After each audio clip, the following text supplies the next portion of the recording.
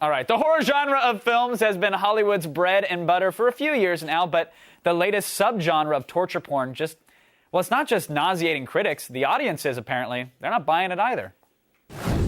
Last weekend, the horror film Captivity failed to capture audiences, opening in 12th place and earning only $1.5 million.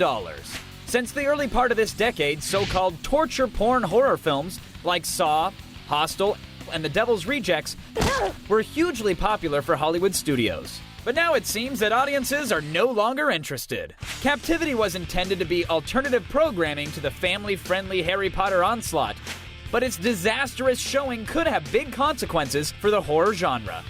Some fans and critics say that the torture porn subgenre doesn't focus on the real horror and instead obsesses about the goriest ways to kill characters on film. Others complain about the genre's oversaturation of uncompelling stories. Cut!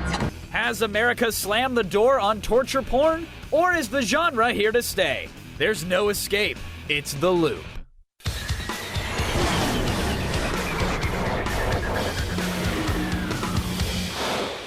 I love that I'm standing next to a plasma that says that. My guest tonight, movie editor for USA Today, Scott Bowles, is here, and director of the upcoming horror film Wrong Turn 2, Joe Lynch, is here. Welcome to The Loop, everybody. Let's get it going. Scott, we'll start with you. You're the Loop veteran here. Let's talk about Captivity. I mean, it tanked last weekend, and Hostel 2 really fell flat last month. So are we seeing an end to the torture porn subgenre?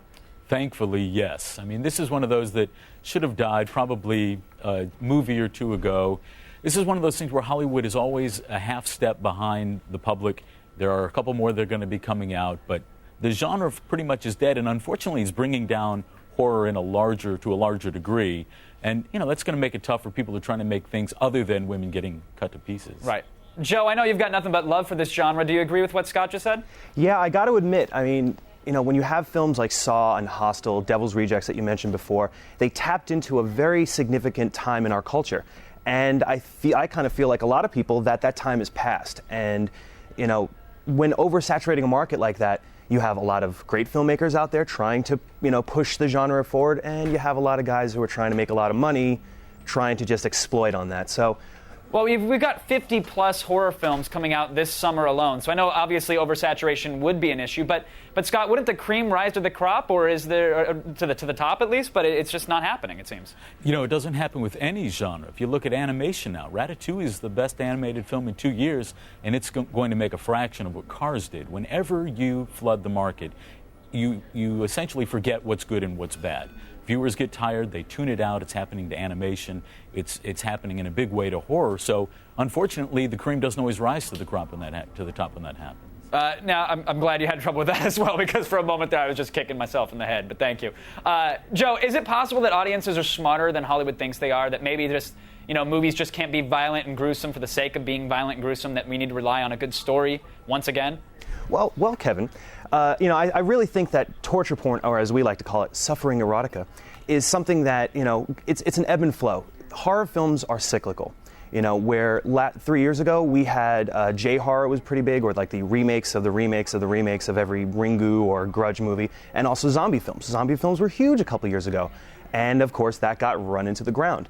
With good stories as opposed to just splattering things on screen, no matter what, any genre needs a good story, and if you take a film, say like 1408, which is, using its source material as a Stephen King film, as opposed to Captivity, which was originally a thriller written by Larry Cohen and transformed into a torture porn film by After Dark Films to kind of satiate the current market, you're gonna lose something out of that. And I feel like it's time to buck the trend and try to find something new to tap into our fears. Scott, what's the role of the critic here when it comes to torture porn? Because it seems that critics absolutely hate these movies. They constantly bash them. But can critics even affect a single film, let alone an entire genre anymore? Are they to blame at all? Oh, no. Critics have become the hobo screaming on the corner. I mean, we have no influence at all on virtually any film except for the small Academy film. And the studios know that. That's why we have an unprecedented number of films that don't even screen for us now in the horror genre, because they know kids are going to see it or kids aren't going to see it, regardless of what we say. And right now, they're not going to see it. So this isn't a Rotten Tomatoes effect. This is clearly just the audience tuning out, saying they're tired of it, no more. too much. I mean, their attention span is short enough, and if you give them 50 things to choose from, they're only going to choose 5 anyway. All right, well, Joe, you talked about bucking the trend, doing something new. Your film, Wrong Turn 2, it's coming out in October. How is that going to change the face of horror?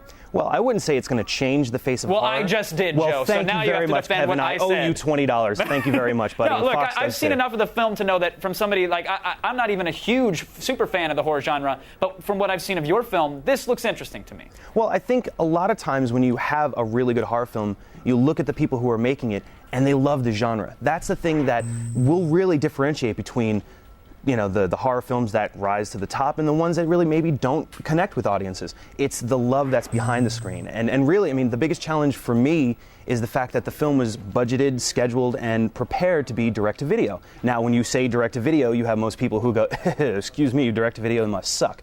The biggest challenge I've had, and it's been a great challenge, is to tell people that these films don't have to, just because it's direct-to-video doesn't mean it sucks. Sure. And I went in with the idea that the film was very much derived and very much influenced by the video nasty, which is this subgenre that came out in the 80s where splatter films.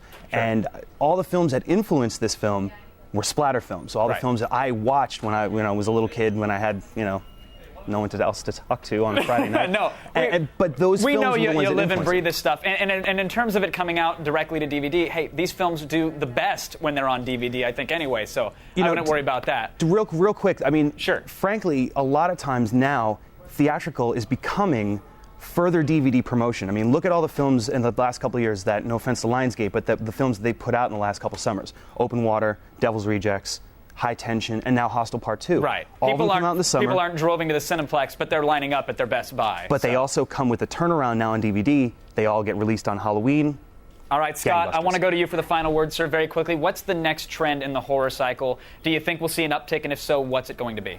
Well, it's going to die off briefly, and I think when it comes back, it's going to be retro. We're going to see those sort of things that worked in the past, like suspense, like tension, the things that Hitchcock used so effectively in 1408 capitalized on. I think we're going to see a step back to the retro kind of horror. All right, I'll be waiting patiently for that to come around. In the meantime, I want to thank my guests, Joe and Scott, for keeping us in the loop. We appreciate it, guys.